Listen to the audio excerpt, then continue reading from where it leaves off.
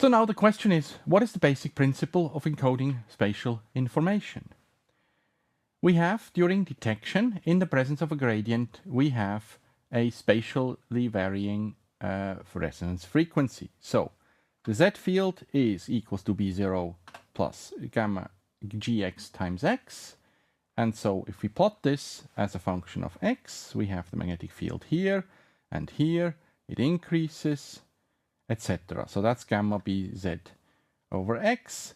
Our transverse magnetization now will precess, it will be given by a transverse magnetization at position x times e to the I gamma bz times t. So this is in general terms, this is how this is written here. We have the B0 term and we have the gradient term. Now what we'll do is we'll put ourselves into the rotating frame to describe that so that we don't need to consider the gamma B0. Remember, gamma B0 is much bigger than gamma Gx times x. So we have now just a magnetic field that varies with x. So it's a z component. So now we can write the precession of the transverse magnetization is given by the transverse magnetization at position x times e to the I gamma gx times time. So if we look here at this position, our magnetization vector will precess here with a certain precessional frequency. If we go at this position, the magnetic field is stronger, so here it's precessing faster. And finally, at this position, we have even stronger magnetic field, and here the magnetization precesses faster. So this is what we are detecting. We have different precessional frequencies, and they depend on the position of the magnetization. Now the signal that one detects is given by the sum of all precessing magnetization.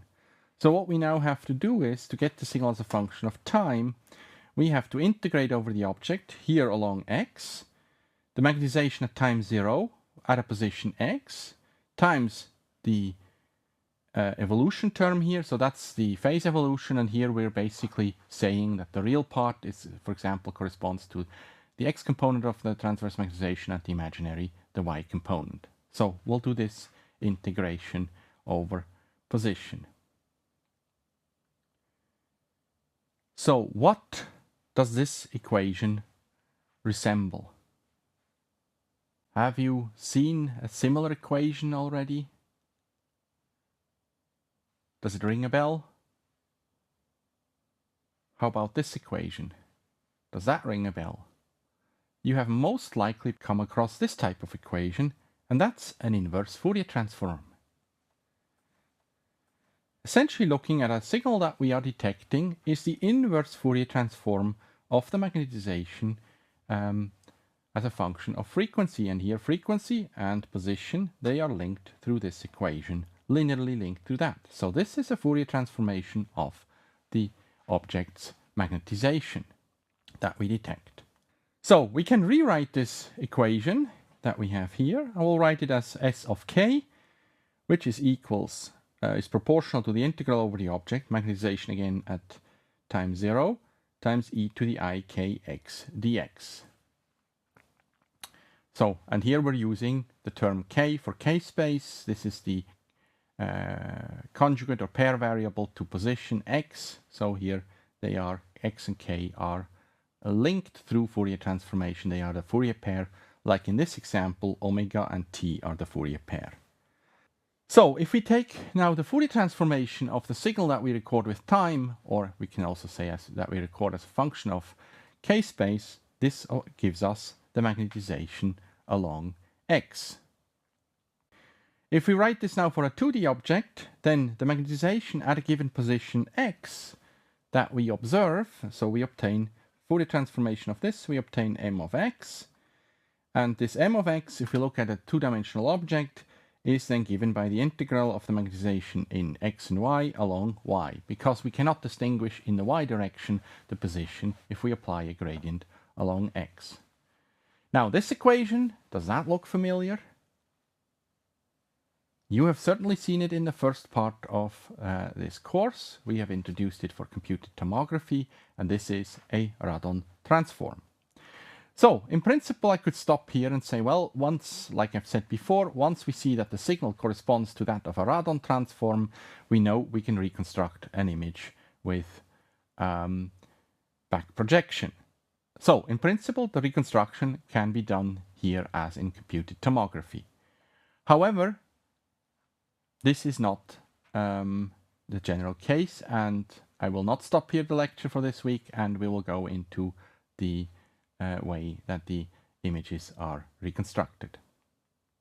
So first I want to come with a 1D example, and we'll take here the example of 2 point-like objects. These could be capillaries, so they have very small dimension. Here they are. We'll give the position along X here, and without encoding, that is the magnetic field, which is plotted here, is constant in position. We have a constant magnetic field in position, and we will record a nice free induction decay, decaying signal. The frequency is the Larmor frequency and the decay is T2.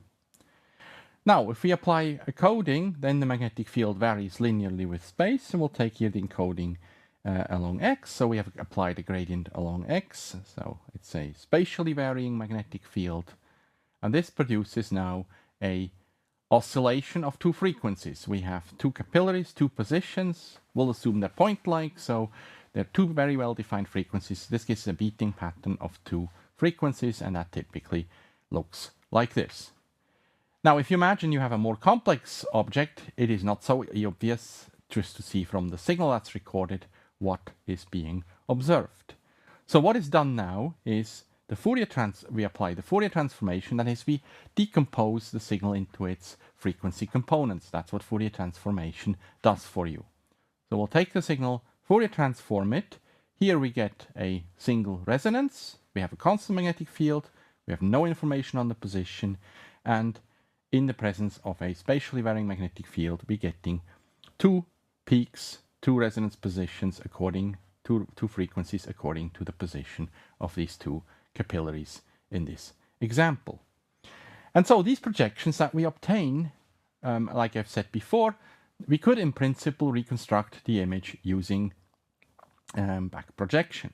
And this was indeed in the very first experiment done by Paul Lotterbur, a physical chemist, in the early 70s. This is actually how he produced the first images. He used MRI with back projection.